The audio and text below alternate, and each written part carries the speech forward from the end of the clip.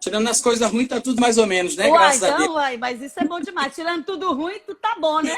Eu tô brincando. Mas com Jesus tudo é bom, pastor. Com Jesus tudo é bom.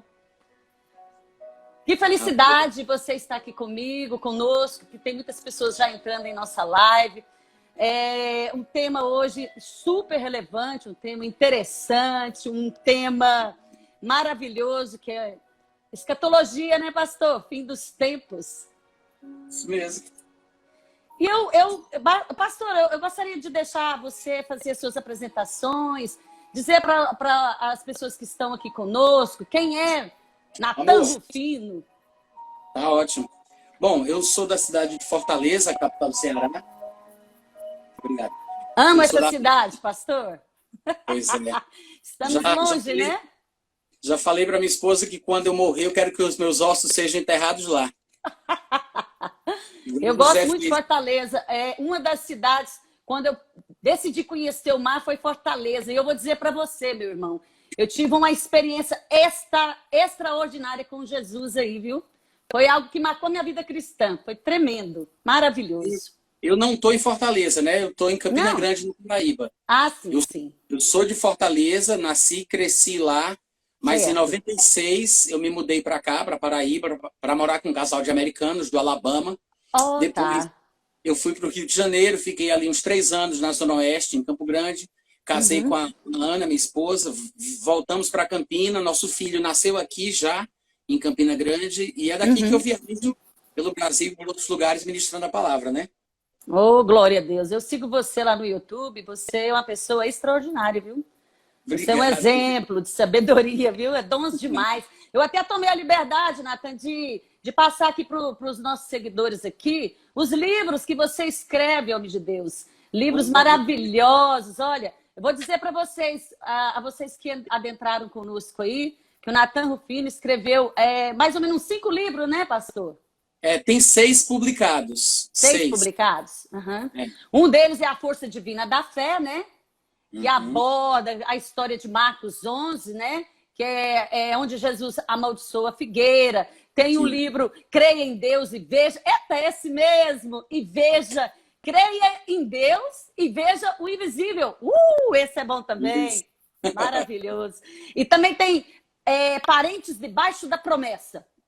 Isso, esse aqui. Pastor, mas será que todos os nossos parentes estão salvos, hein, meu irmão? Meu Deus do Olha, céu. certamente não, né? Porque isso é inclusive um jargão evangélico e é muito comum você conversando com pessoas crentes, eles Sim. falarem isso, né? Ah, meu filho, meu primo, minha mãe, meu pai estão desviados, mas está debaixo da promessa, né? Esse Sim. jargão, todo mundo diz isso. Mas não existe promessa de que os seus parentes vão ser salvos. Na verdade, o que a Bíblia ensina é que nós podemos salvá-los por meio da convivência. Se Amém. eles não são crentes, a Bíblia diz que a gente pode orar por eles, né? Jesus Glória a falou, Deus. rogai ao Senhor da seara para que ele envie ceifeiros, porque grande é a seara, mas poucos são os trabalhadores. Então a gente pode orar. Mas a Bíblia diz que agradou a Deus salvar o mundo pela loucura da pregação e não pela loucura da oração. A oração tem o seu papel, mas é a pregação que faz com que a fé venha, porque a fé ela vem pelo ouvir a palavra. A palavra. E a melhor pregação que a gente faz para quem mora perto é a convivência, é o dia a dia. Que é por isso que lá em 1 Coríntios capítulo 7, Paulo ele diz, olha, se algum marido crente é casado com uma mulher incrédula e ela consente em viver com ele, não a deixe. Da mesma forma, a mulher crente casada com o marido incrédulo ou o marido crente com a mulher incrédula. Então ele diz, por quê? Porque pela convivência você vai santificar o seu marido. Então, o que realmente muda é a convivência, o testemunho. Que é por isso também que lá em 1 Pedro capítulo 3, ele diz o seguinte, olha, se você, mulher, é casada com algum marido que ainda não obedece à palavra, que ele seja ganho sem palavra nenhuma por meio do seu procedimento.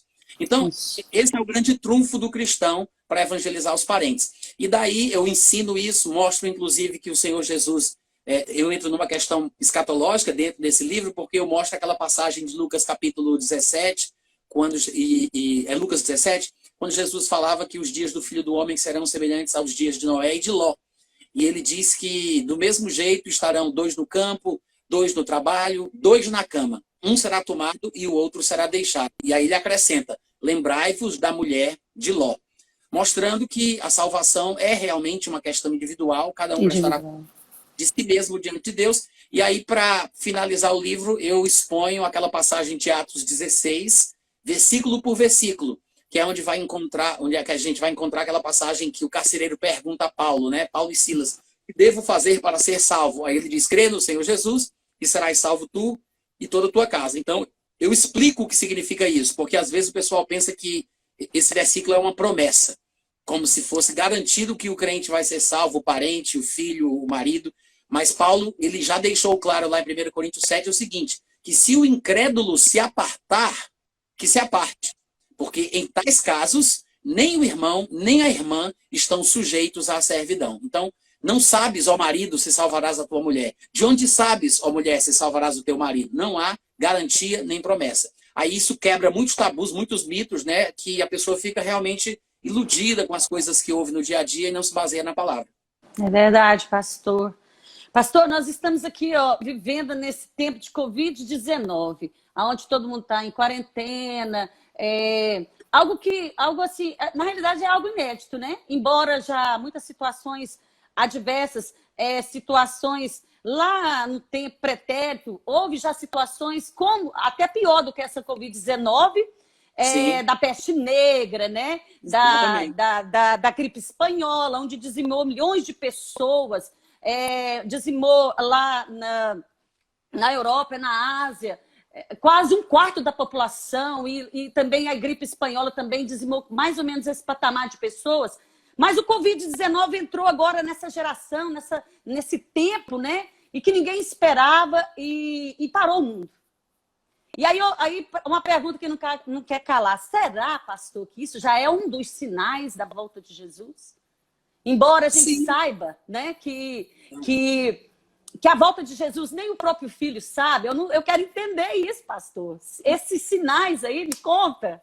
Ninguém melhor que você, meu amigo. O tempo é seu. Olha, sim e não, né? Porque, na verdade, assim, as pragas, as pestes, estão dentro do pacote de coisas que os textos proféticos deixados especificamente por Jesus, né? Então, faz parte.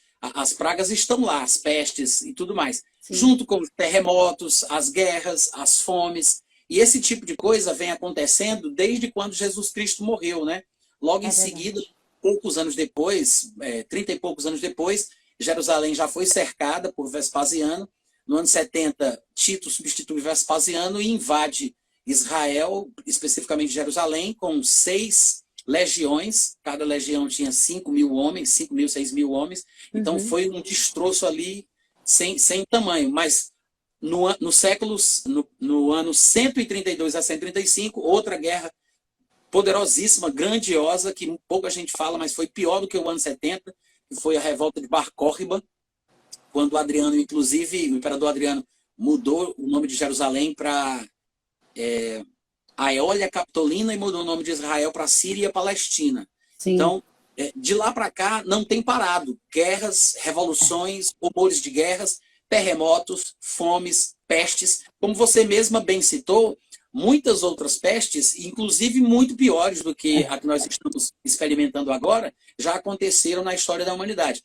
O problema é que a gente não viveu todas. Nós não experimentamos todas. Porque o que a gente vive, o que a gente sente, parece mais real. Mas não é. É só uma questão de perspectiva, né? Porque tem muitos cristãos que estão morrendo em países fechados, não somente comunistas, como aconteceu muito num passado mais distante, mas hoje em dia com um número maior de acontecimentos nos países islâmicos. Então, assim, muitos cristãos estão sendo mortos, assassinados, esfaqueados, são metralhados, são decapitados. E não é porque não acontece com a gente que não seja doloroso, pavoroso, uma coisa ruim. Por outro lado, eu não vou pensar que estamos já na tribulação só porque coisas como essas estão acontecendo no mundo. Porque quando você vai tentar implantar o evangelho numa sociedade que é hostil a ele, obviamente que viver como cristão nesse mundo onde Satanás é Deus é ter que nadar contra a maré. Então você vai sofrer oposição, né, dos pecadores, de Satanás, etc. e tal. E claro que os pioneiros eles sofrem mais do que aqueles que vão colher os frutos depois. Os pioneiros, os que vão implantar o evangelho num país, numa cidade, numa cultura, numa sociedade, eles sofrem mais. É óbvio. Agora, hoje, com a pandemia, nós estamos experimentando uma privação, né? Uma privação de contato social e tudo mais, mas isso não significa que é um cumprimento de algum, por exemplo, de um selo, de alguma trombeta, ou de alguma taça lá de Apocalipse, ou que seja o princípio das dores, ou sei lá. O pessoal, eles gostam de especular. Todo tipo de acontecimento ruim no mundo é motivo para debate entre os pregadores e o pessoal do YouTube, que tem canal, que gosta de discutir. De vez em quando a gente vê, a novidade ela vai mudando de tempos em tempos. Um grande acontecimento geopolítico, né? Eu me lembro como se fosse hoje, há pouco tempo atrás, Donald Trump reconheceu Jerusalém como a capital de Israel, e o pessoal estava em polvorosa falando sobre isso, um desespero, uma agonia. Mas Donald Trump ele não fez nada. Ele não fez nada. O que foi que ele fez? Ele reconheceu. O que significa isso? Significa que o que os israelitas já diziam e já falavam sobre a sua capital, que sempre foi Jerusalém, Donald Trump quis simplesmente aceitar e reconhecer como um gesto público. Ele não estava declarando que Jerusalém seria a capital de Israel, porque ele não tem autoridade para isso. Da mesma forma, ninguém de nenhum país pode dizer para o Brasil qual é a sua capital. Nossa capital é Brasília. Se alguém, por alguma questão pessoal dele, se algum país, por motivos pessoais deles, disserem que não aceitam Brasília como capital e só queiram se relacionar com pessoas representantes do governo no Rio de Janeiro, isso aí é problema deles. Mas o que a gente entende como a nossa capital continua sendo Brasília. Da mesma forma, Jerusalém sempre foi a capital de Israel, mesmo na atualidade. Nunca deixou de ser. O fato de o mundo não aceitar por medo de retaliação árabe ou islâmica é outra coisa. O que Donald Trump fez foi simplesmente dizer assim, não, eu sou macho o suficiente para dizer que eu acredito que é isso mesmo, eu aceito isso, eu reconheço isso. Ele não fez nada demais. Só que estava um rebuliço no mundo, um desespero, e todo mundo especulando, e isso e aquilo. Ou seja, qualquer movimento geopolítico, qualquer acontecimento que tenha um volume de informação muito grande na grande mídia, né?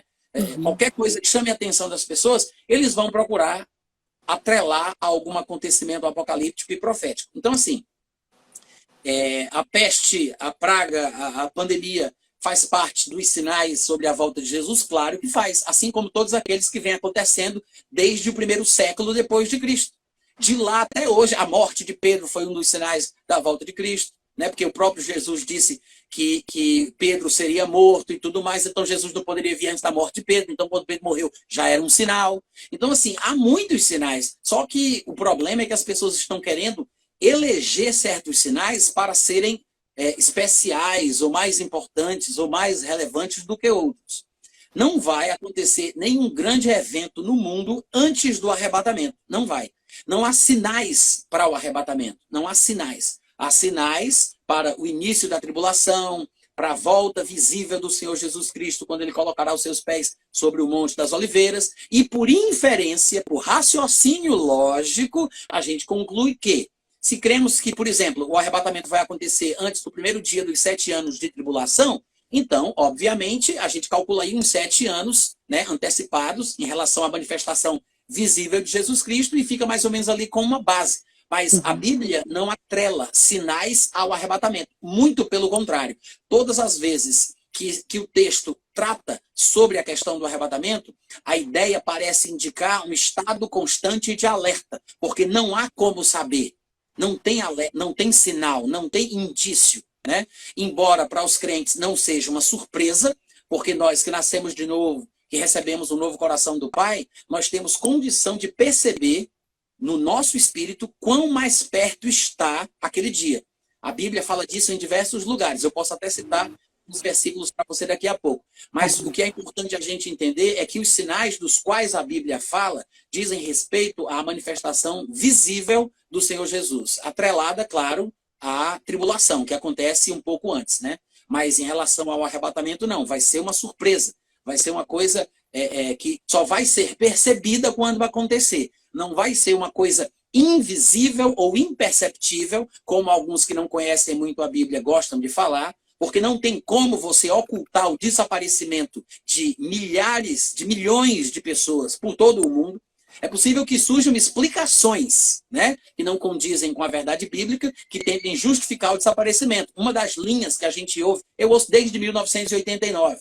Quando eu me converti, logo no meu comecinho, novo convertido, eu ouvia sobre isso. O pessoal falava que uma das linhas de justificativa do desaparecimento de milhares de pessoas, de milhões de pessoas no mundo, seria que eles teriam sido abduzidos por seres extraterrestres, né? E eu acho que isso faz muito sentido numa sociedade como a nossa, que hoje em dia diz que o mais elevado plano científico entre as classes dominantes do mundo acadêmico, o creme de la creme do mundo pensante, do mundo científico, é tentar contato com seres extraterrestres. Então, numa situação como essa que a gente está vivendo, onde supostamente os governos começaram a abrir seus dados, suas filmagens secretas, dando informação de que os OVNIs realmente existem, de que os ETs estão por aí, né? Eu acho que é muito conveniente de que esse tipo de explicação seja usado para dizer que foi o que aconteceu com esse número de pessoas que vai sumir da Terra, né? Talvez aí uma explicação mais moderna de que foram abduzidos por seres extraterrestres. Nossa, pastor, essa linha de pensamento seu, eu quero que você continue, porque está sendo muito agradável ouvir todo esse conhecimento. É muito bom mesmo, viu? Olha, eu falei que nós, como cristãos, temos condição de saber sobre a prosperidade da vinda. Eu sei que muita gente se pega a esse versículo que você citou aí de Có, e mesmo sem entendê-lo direito, as pessoas dizem, Jesus falou que ninguém sabe qual é o dia, qual é a hora, porque nem o Filho do Homem, nem os anjos, somente o Pai, né? Em primeiro lugar, quando Jesus disse isso, ele falava sobre a sua situação presente. Ele não estava falando que ao longo de toda a sua eternidade ele jamais poderia saber. Não, ele falou no momento em que ele falou, quando ele estava na Terra. Certo. Tá me ouvindo? Quando ouvi uns barulhos aí bem grandes, assim. Eu até parei para prestar atenção, para ver o que era. Aí, o que acontece? Me perdi. Como era o que eu estava falando? Perdi o raciocínio. Não, é sobre que nem o próprio Filho, né? O Filho de Deus, Jesus, sabe, né? O tempo da volta mesmo, né? Da volta de Jesus, né? O pessoal usa esse raciocínio. O pessoal usa esse versículo para dizer que nem Jesus sabe. Mas o texto não diz que Jesus não sabe. Jesus disse há 2000 anos atrás, ele disse, naquele momento que estava na Terra, nem o Filho sabe, né? Ele não estava dizendo que ele jamais saberia, ou que ao longo de toda a sua eternidade ele não teria como saber. Jesus, enquanto estava na Terra, ele estava aqui sem onisciência, sem onipresença, sem onipotência. Há muitos textos que deixam isso bem claro. Eu sei que confunde muita gente eu dizer isso aqui, mas a abundância de textos que mostram a sua limitação humana são muito grandes, né? Infelizmente, é mais fácil a gente ouvir pregadores falando ou defendendo a divindade de Jesus, o que não deixa de ser verdade também, mas o lado da sua humanidade é quase totalmente desprezado. E eu acredito que grandes chaves estão exatamente na compreensão do lado humano da vida de Jesus Cristo, né? Que diz que ele cresceu em estatura e graça, ou seja, a graça de Deus aumentou na vida de Jesus, ele foi aperfeiçoado, ele desenvolveu espiritualmente. A Bíblia fala que ele chegou a uma estatura de varonilidade tal que serve de medida para todos os membros do corpo de Cristo. Então, ele cresceu espiritualmente. A Bíblia fala que ele foi aperfeiçoado pelas coisas que ele sofreu. Ele foi tentado como nós, e naquilo que ele sofreu, tendo sido tentado, ele é poderoso para socorrer os que são tentados. A Bíblia diz que até morrer, ele morreu. E olhe que é aos homens que está ordenado morrer, vindo depois disto, o juízo. Então, Jesus, como homem nesta terra, ele falou aquela declaração, obviamente, demonstrando que não tinha conhecimento a respeito do assunto. Não significa que hoje, à direita da majestade nas alturas, ele não saiba. Até porque as declarações que são feitas sobre Jesus no seu estado atual são muito claras, mostram ele como Deus. De fato, 1 João capítulo 5, versículo 20, se refere a ele como o Deus verdadeiro. Romanos capítulo 9 diz que ele é o Deus bendito sobre todos, mas o problema é que as pessoas não entendem os três estados, eu gosto de chamar assim, né? Os três estados de Cristo ao longo da sua existência eterna. 3 estados de Cristo ao longo da sua existência eterna. Ele estava com Deus, ele era Deus, e Deus é espírito, mas o espírito não tem carne e ossos como você vê que eu tenho. Então, ele estava numa situação diferente, mas ele deixou a forma de Deus e assumiu a forma de servo, ou seja, de homem. Porque o homem é que é servo de Deus, mas o servo pode ser bom ou pode ser mau. Nos dias da sua carne, Jesus Cristo ofereceu orações e súplicas àquele que o podia livrar da morte. E, embora fosse filho, tendo sido ouvido por causa da sua obediência, aprendeu através das coisas que sofreu. Então, ele estava com Deus, ele era Deus, ele desceu do céu, nos dias da sua carne, ele sofreu, morreu, ressuscitou e voltou ao céu, mas não voltou do jeito que ele veio. Ele agora estava lá com um corpo de carne e de ossos, né? Um corpo diferente que ele recebeu aqui na terra, porque o corpo que ele tinha era um corpo de carne e sangue, agora ele está com um corpo de carne e ossos, que é vivificado pelo Espírito Santo. Já não tem mais sangue, porque o sangue foi derramado pela nossa redenção. Afinal de contas, sem derramamento do sangue, não há remissão de pecados. Então, Jesus não tinha mais a vida do seu corpo através do sangue, mas através do Espírito Santo. É um corpo diferente, é um corpo que aparece e que desaparece, que atravessa paredes, se coloca em lugares de portas fechadas. Ele atravessou todas as camadas da atmosfera, ele atravessou o segundo céu, chegou no terceiro céu, onde está o paraíso, flexionou os seus novos joelhos e se assentou à direita da majestade nas alturas. Então, são 3 estados distintos ao longo da sua eternidade. Há textos na Bíblia, tanto do Antigo Testamento como do Novo, que se referem a cada um destes estados.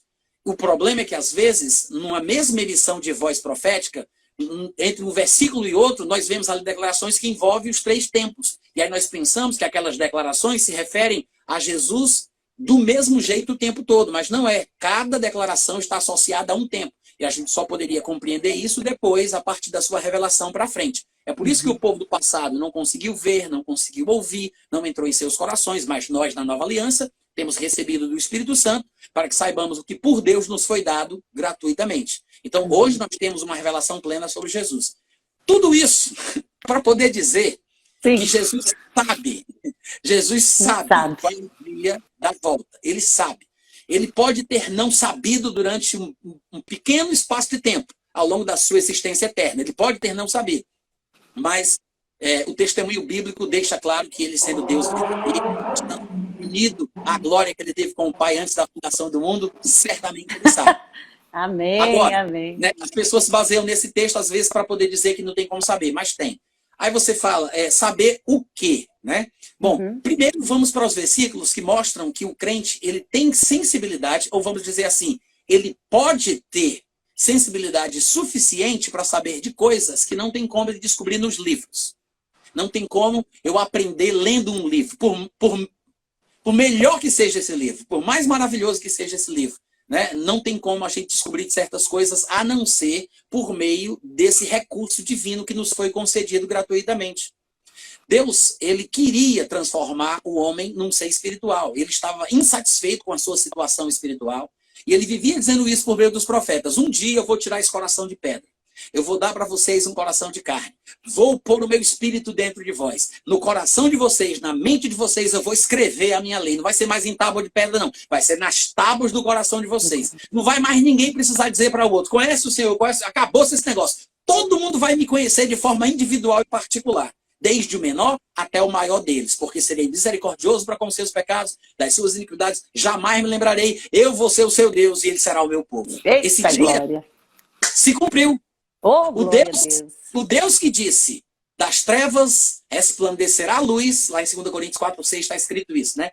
O Deus que disse, das trevas resplandecerá a luz, ele mesmo resplandeceu em nosso coração para a iluminação do conhecimento da glória de Deus na face de Cristo.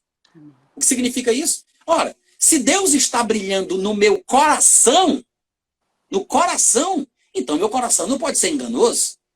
Porque tem muita gente se baseando em Jeremias 17:9, que diz, enganoso é o coração mais do que todas as coisas, sobremaneira corrupto, quem o conhecerá? Aí vem todo mundo para cá, na nova aliança, pensando que estamos vivendo debaixo da realidade da antiga.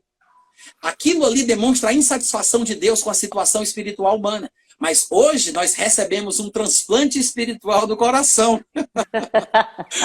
Aleluia! Nosso coração, que era de pedra, saiu.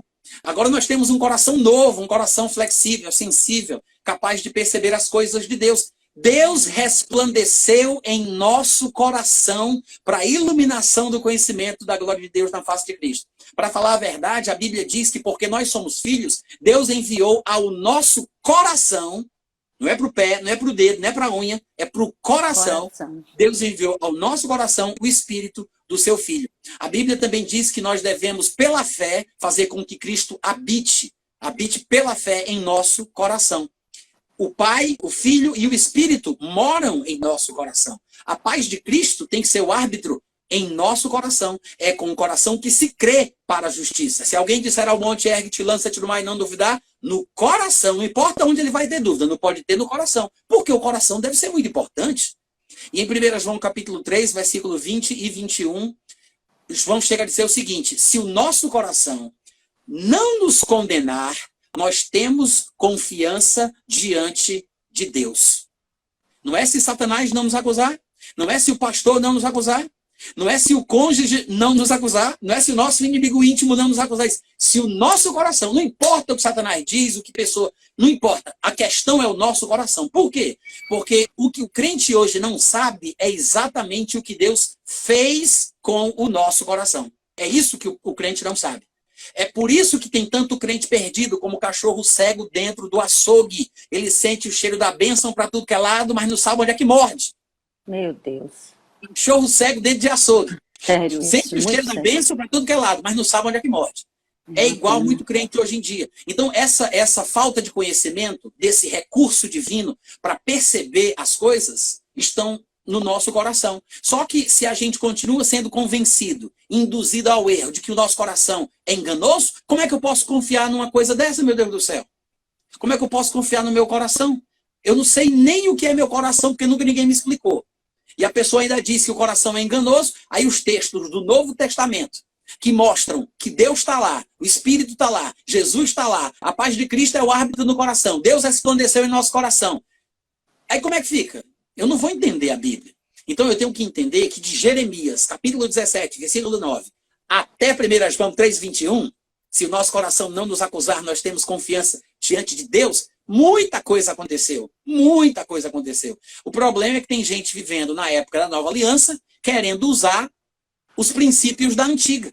Não percebem que há uma transformação de lá para cá. A Bíblia é uma revelação que avança, que progride. Ela vai trazendo cada vez mais luz.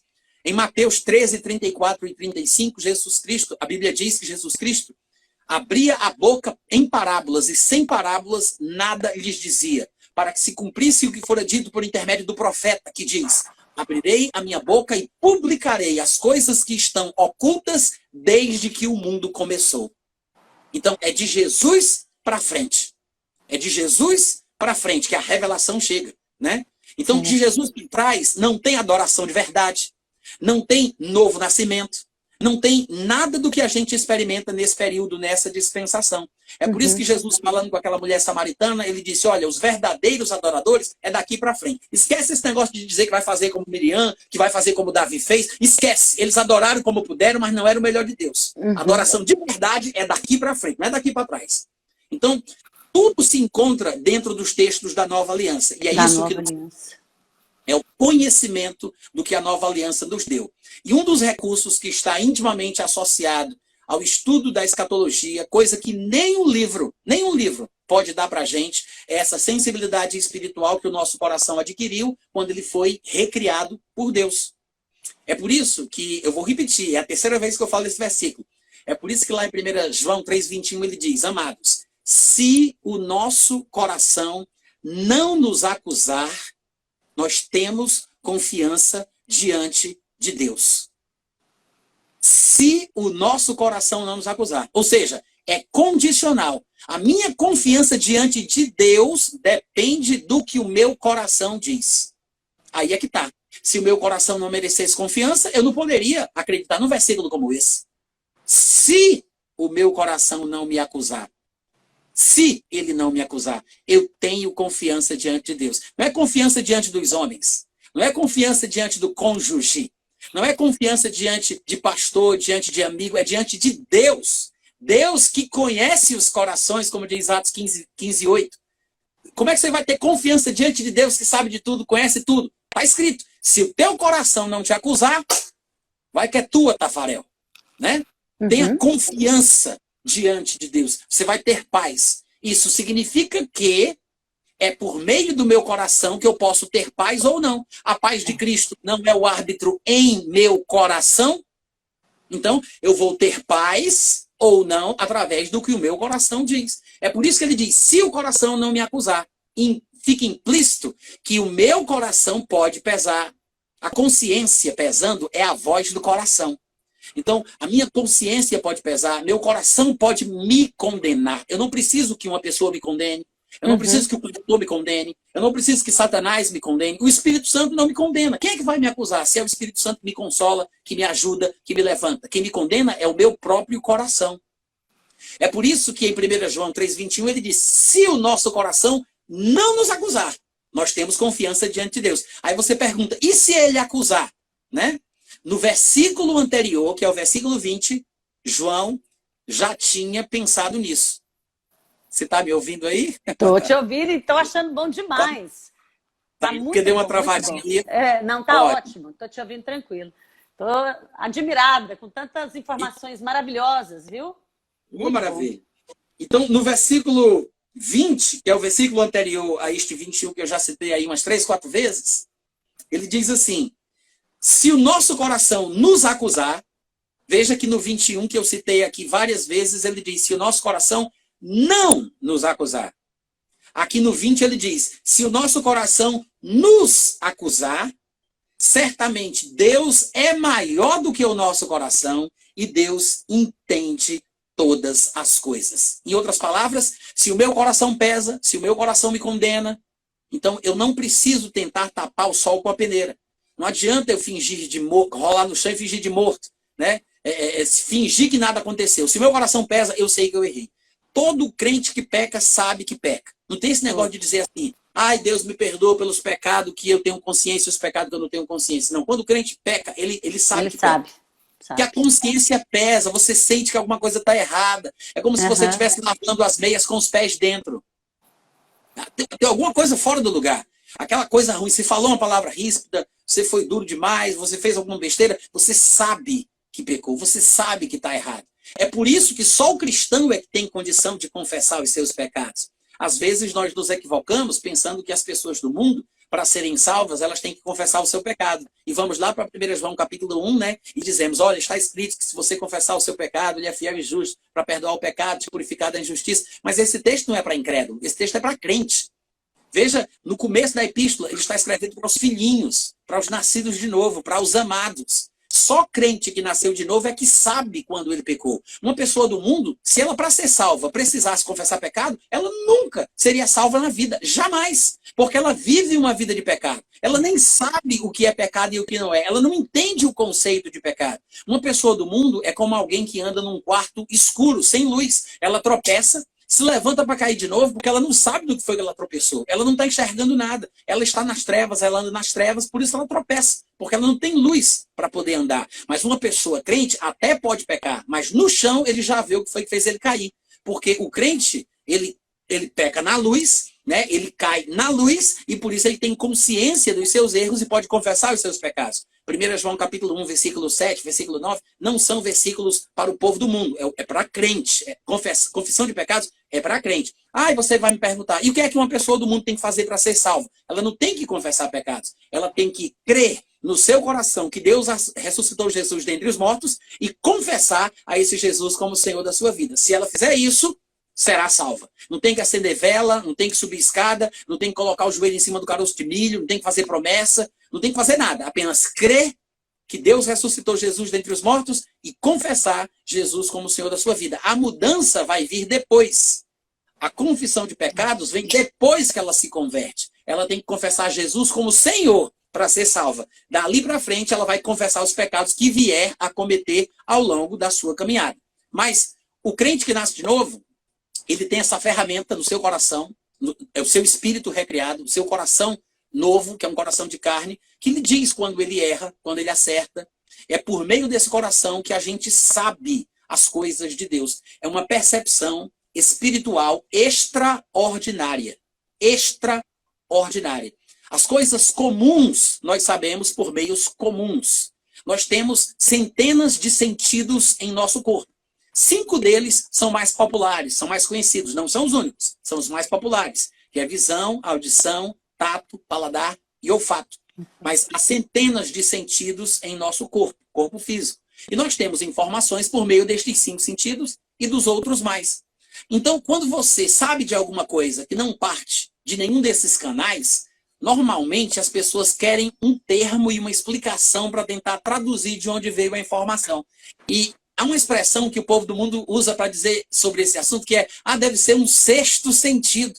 Ou seja, tem 5, não foi da visão, da audição, do tato, do paladar, nem do olfato, deve ser um 6º, né? Um outro sentido. Outros falam de intuição, de premonição, né? E as pessoas do mundo que têm parcialmente um reflexo da imagem e da semelhança de Deus, porque todos são criados à imagem e semelhança de Deus, que é por isso que lá em Tiago ele fala que nós não podemos, com a mesma boca, bendizer a Deus e amaldiçoar os homens que foram feitos à sua imagem e semelhança, porque todos os homens têm esse valor aos olhos de Deus. Se não tivessem esse valor, Deus não teria pago com a vida de Jesus para comprar o homem de volta. O que parece é que para Deus, o homem vale o que Jesus Cristo representa. Então, o bom preço que Deus pagou é o preço que Deus atribui ao valor que o homem tem, né? Ele comprou com a vida de Jesus, porque para Deus é o valor que o ser humano tem. Então, mesmo a pessoa do mundo, ela pode sim ter vislumbres das verdades divinas e ter alguma experiência sobrenatural, embora não saiba como traduzir isto em palavras. Muito crente não sabe, né? Muito crente não sabe. Imagina uma pessoa, coitada, que não está consciente da vida de Deus, né? Que não está consciente que ela vive em Deus, ela se move em Deus, ela existe em Deus. Porque isso é verdade para o crente e para o incrédulo. Quando Paulo disse isso, que está lá em Atenas capítulo 17, porque nele vivemos, existimos e nos movemos, como disse um dos vossos poetas, somos todos filhos de Deus, não pensemos, pois, que Deus seja semelhante à prata, ao ouro, ou coisas produzidas pela mão humana. Quando Paulo disse isso, ele falou para atenienses supersticiosos, religiosos. Atenas, a capital cultural do mundo antigo. Ele não estava falando para judeu, para crente, ele não estava numa igreja, ele estava no mundão mesmo ali, na muvuca do mundão, falando com filósofos epicureus e estoicos. E ele se dirige a eles dizendo, nós vivemos, existimos, nos movemos. Ele falou na primeira pessoa do plural porque ele tinha um entendimento que nós não temos, de que não há distância destas pessoas à pessoa de Deus. Deus, ele faz o seu sol nascer sobre bons e maus e a chuva cair sobre os justos e sobre os injustos. Essas pessoas é que dão as costas para Deus, não é Deus que dá as costas para elas, né? Então, elas se abrirem o coração, se voltarem para a palavra, se elas aceitarem a oferta que Deus estende, obviamente que essas pessoas acabarão experimentando também a salvação e todas as bênçãos que Deus tem para dar. Agora, se o povo do mundo é possível ter uma sensibilidade para perceber as coisas que podem acontecer, espiritualmente falando, imagina nós que somos crentes. Nós temos a capacidade de saber de coisas de uma forma sobrenatural. Eu vou te dar alguns exemplos, né? Lá em Hebreus, capítulo 10, no versículo 25, o autor da Epístola aos Hebreus diz assim, não deixemos de nos congregar como é costume de alguns. Pelo contrário, façamos admoestações. E tanto mais admoestações devemos fazer, quanto vemos que aquele dia se aproxima. Olha o que ele disse. Ele está falando com crentes e ele diz, não deixemos de nos congregar como é costume de alguns. Graças a Deus que não são todos, nem é a maioria, são alguns. Né? Ele diz, pelo contrário, em vez de deixar de se reunir, né, de se congregar, o que é que a gente tem que fazer? A gente deve admoestar. Admoestar significa censurar, repreender, advertir pela falta. É diferente de exortar. Exortar é encorajar, incentivar, animar, inspirar. Isso é exortar. Encorajar é repreender, é censurar, é advertir pela falta. Então, Paulo está dizendo, eu digo que é Paulo porque eu penso que foi Paulo que escreveu o livro de Hebreus, né?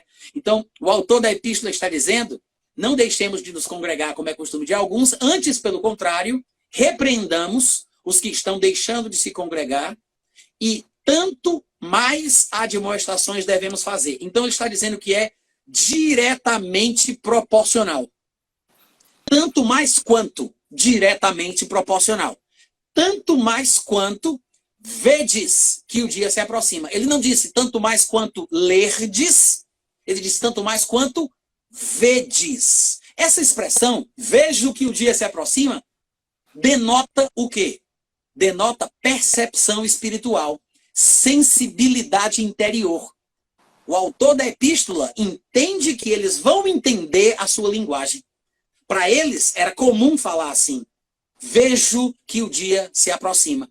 Paulo, em uma certa ocasião, em Atos capítulo, não me lembro agora o capítulo, mas ele estava correndo perigo de naufragar, e ele disse ao povo, vejo que corremos perigo disso e daquilo outro. Então Paulo, ele tinha percepções, ele disse, eu vejo. E às vezes a gente não percebe isso, que nós podemos perceber coisas. Que é por isso que se o nosso coração não nos acusar, nós temos confiança, mas se o nosso coração nos condenar, nós temos que mudar o nosso comportamento.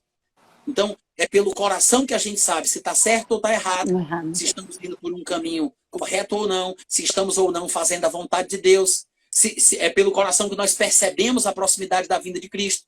Que é por isso que lá em Lucas, se eu não me engano, no capítulo 21, Jesus falando sobre coisas relacionadas ao fim dos tempos, ele disse, olhai por vós mesmos e acautelai-vos para que o vosso coração não fique sobrecarregado com as consequências da glutonaria, da embriaguez, das preocupações deste mundo, para que aquele dia vos apanhe de surpresa, como um laço. Jesus atrelou a sensibilidade do coração a ser surpreendido. Ele disse, cuidado para que o coração de vocês não fique sobrecarregado, para que aquele dia vos apanhe de surpresa. Quando é que vai ser uma surpresa? Quando é que vai ser um laço? Vai pegar quem de forma desavisada? Aquele que está com o coração entupido de entulho, sobrecarregado com as coisas deste mundo, né? Nós somos cristãos e como cristãos nós temos que entender que nós andamos com a cabeça, nós andamos com os pés no chão, mas a cabeça nas nuvens. Né? A cabeça em Cristo. Os pés no chão, mas a cabeça nas nuvens, né? Porque é de lá que nós aguardamos o nosso Senhor, o qual, quando vier, transformará o nosso corpo de humilhação para ser semelhante ao corpo da sua glória. Então, nós vemos que o dia se aproxima. Se o nosso coração está sensível, se ele não está sobrecarregado, se estamos andando mais ou menos no padrão que Deus gostaria que nós andássemos, nós vemos a proximidade do dia. Vou colocar aqui num termo bem popular. Dá para sentir. Isso, dá para sentir isso mesmo. que está cada vez mais perto. Tanto é que lá em 1 Tessalonicenses capítulo 5, no versículo 1, e lembrando que no capítulo 4, Paulo tinha acabado de falar sobre arrebatamento, né? É um dos textos áureos sobre arrebatamento.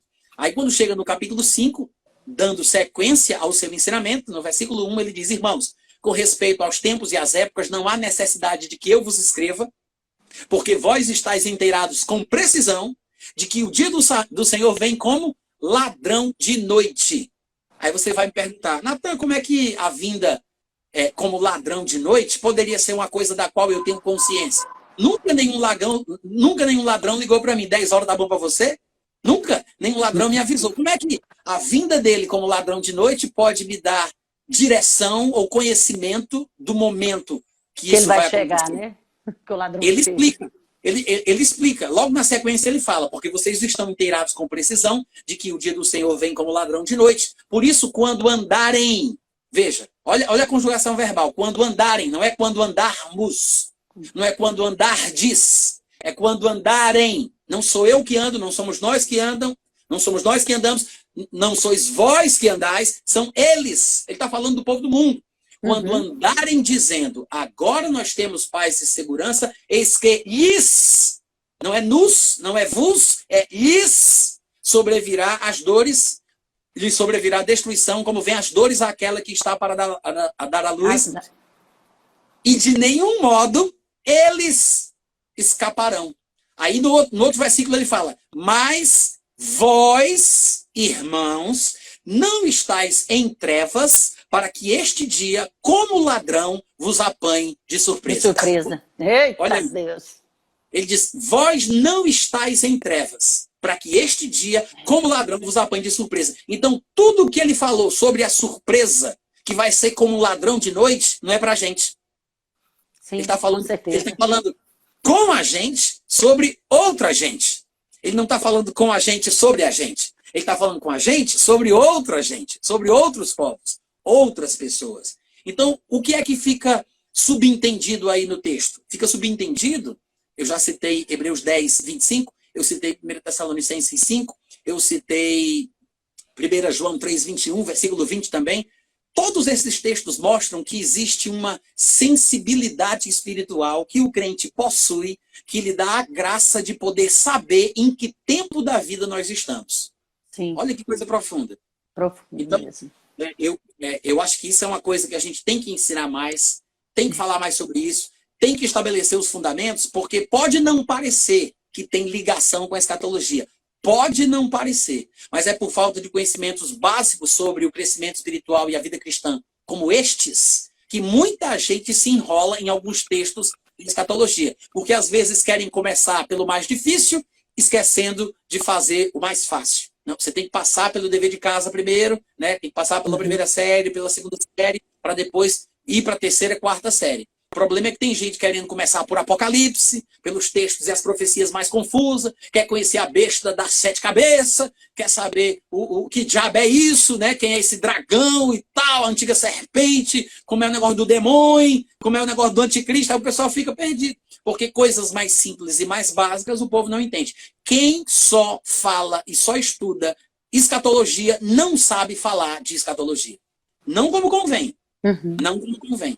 Essa é a minha regra. Quem fala só de escatologia, quem estuda só escatologia, não sabe falar de escatologia, como convém.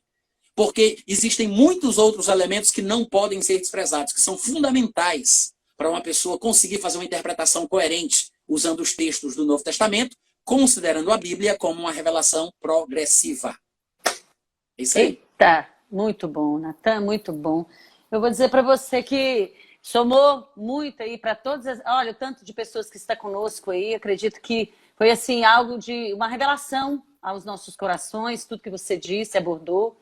Realmente foi tremendo. Acredito que daí nós vamos ter a percepção mais aqui no coração, porque muitas vezes nossa cabeça, nossa mente, ela passa um turbilhão de pensamentos e muitas das vezes a gente deixa descer o coração, né? Então nós temos que lutar contra não deixar que isso venha, os pensamentos, porque é uma guerra espiritual, constantemente diária, né?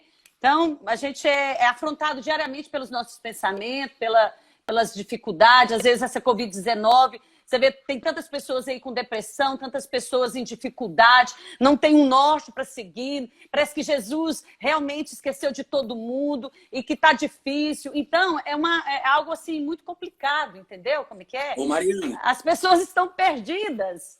E saber que Jesus Cristo é tão simples, tão assim, pronto, tão dado, né? Ele é a fonte de água viva que jorra dia e noite.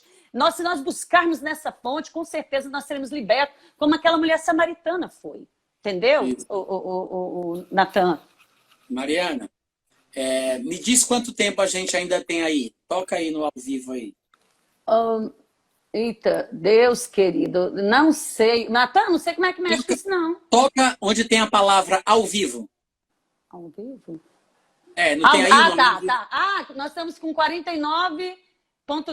Então tá Ótimo. quase chegando, né? Deixa eu só dizer uma coisa para você. Você está falando aí do problema que o mundo está vivendo hoje, a questão aí da pandemia e tudo mais. Mas tem uma passagem onde Jesus disse que a pandemia vai passar. Você já viu ela? Sim. A passagem Você já viu? Que a pandemia vai passar? Jesus falando que a pandemia vai passar. Você já viu isso? Ai, me lembra aí, Natan, por favor, que eu já sei. Às vezes você sabe que essa coisa na pressão não sai, né? Fala aí, meu amigo. Eu vou dizer para você agora. Diz aí, por favor. Porque na pressão desaparece todas as palavras. Eu falei assim, brincando, para te pegar no pulo. Porque eu tô lembrando, não. Lá em Lucas... Me põe em dificuldade.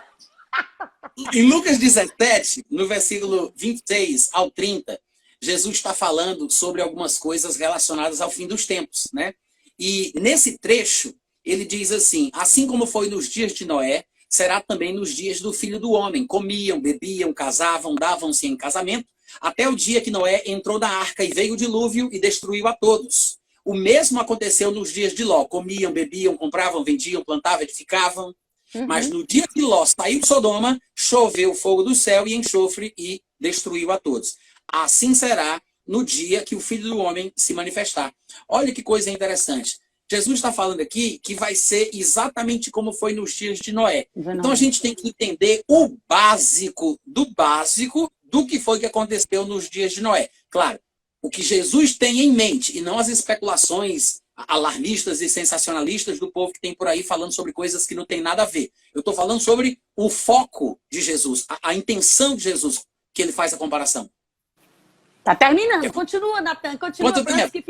Nós temos só 6 minutinhos, 6 segundos. Vai aí, meu irmão. Então, vou dizer. Não, temos 9 minutos. 9 minutos. Dá tempo. Ótimo. Tem 3 tempos. Tem 3 tempos associados aos dias de Noé.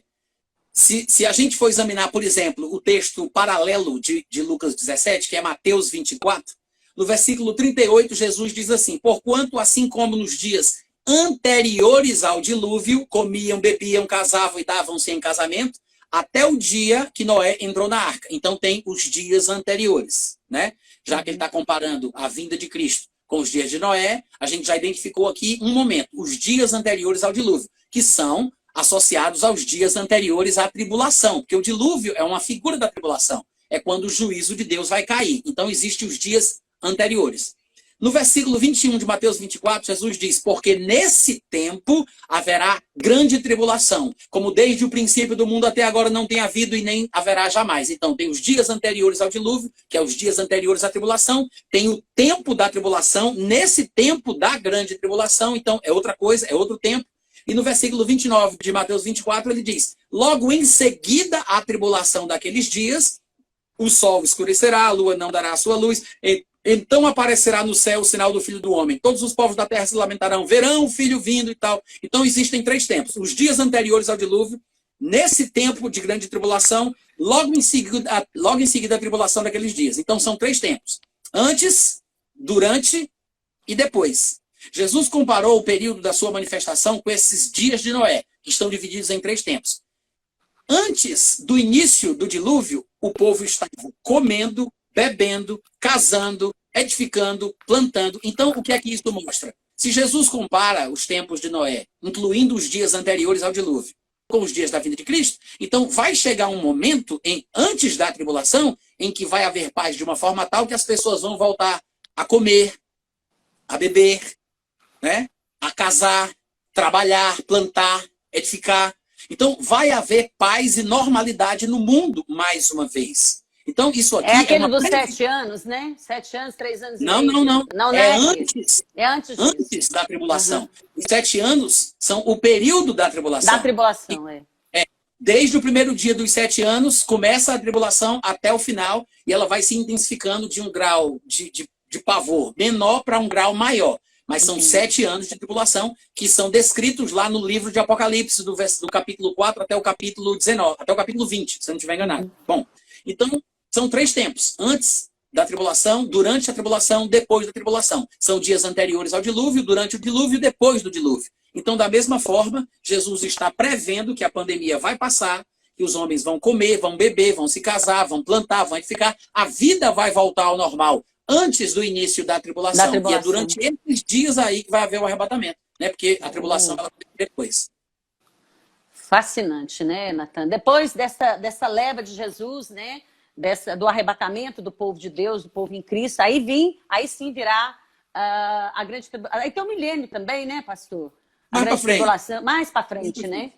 Com relação a essa grande tribulação aí, pastor, o anticristo, ele já está, né, no meio, nesse comando aí, nesse período, né? A tribulação, sim. A tribulação começa... Na tribulação, né?